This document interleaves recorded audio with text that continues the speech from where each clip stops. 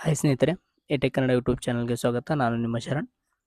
ಇವತ್ತಿನ ವಿಡಿಯೋದಲ್ಲಿ ನಾನು ನಿಮಗೆ ನಿಮ್ಮ ಒಂದು ಜಿಮೇಲ್ ಐಡಿಯ ಪಾಸ್ವರ್ಡನ್ನು ಯಾವ ರೀತಿ ಚೇಂಜ್ ಮಾಡೋದು ಅಂತ ತಿಳಿಸ್ಕೊಡ್ತೀನಿ ಸ್ನೇಹಿತರೆ. ನೋಡಿ ಸ್ನೇಹಿತರೆ, ಜಿಮೇಲ್ ಅಥವಾ ನಿಮ್ಮ ಪ್ಲೇಸ್ಟೋರನ್ನು ಓಪನ್ ಮಾಡ್ಕೊಳ್ಳಿ. ಓಪನ್ ಮಾಡಿಕೊಂಡಾಗ ನಿಮಗೆ ಕಾರ್ನರ್ನಲ್ಲಿ ನಿಮ್ಮ ಅಕೌಂಟ್ನ ಲೋಗೋ ಕಾಣಿಸ್ತಾ ಇರುತ್ತೆ. ಅದರ ಮೇಲೆ ಕ್ಲಿಕ್ ಮಾಡ್ಕೊಳ್ಳಿ. ಕ್ಲಿಕ್ ಮಾಡಿಕೊಂಡಾಗ ನಿಮಗೆ ಇಲ್ಲಿ ಮ್ಯಾನೇಜ್ ಯುವರ್ ಗೂಗಲ್ ಅಕೌಂಟ್ ಅಂತ ಇರುತ್ತೆ. ಇದ್ರ ಮೇಲೆ ಕ್ಲಿಕ್ ಮಾಡ್ಕೊಳ್ಳಿ. ಕ್ಲಿಕ್ ಮಾಡಿಕೊಂಡಾಗ ನಿಮಗೆ ಇಲ್ಲಿ ನಿಮ್ಮ ಒಂದು ಜಿಮೇಲ್ ಸೆಟ್ಟಿಂಗ್ಸ್ ಓಪನ್ ಆಗಿಬಿಡುತ್ತೆ. ನೀವು ನೋಡ್ಬೋದು ಸ್ನೇಹಿತರೆ, ನಿಮಗೆ ಇಲ್ಲಿ ಥರ್ಡ್ ಆಪ್ಷನ್ ಇದೆ, ಗೂಗಲ್ ಪಾಸ್ವರ್ಡ್ ಅಂತ. ಇದ್ರ ಮೇಲೆ ಕ್ಲಿಕ್ ಮಾಡ್ಕೊಳ್ಳಿ.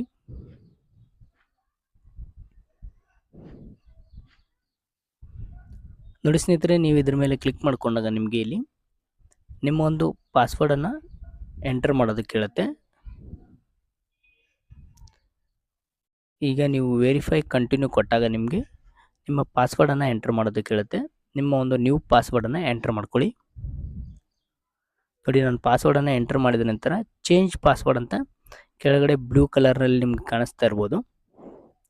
ಇದ್ರ ಮೇಲೆ ಕ್ಲಿಕ್ ಮಾಡ್ಕೊಳ್ಳಿ. ಚೇಂಜ್ ಪಾಸ್ವರ್ಡ್ ಅಂತ ಕೊಡಿ.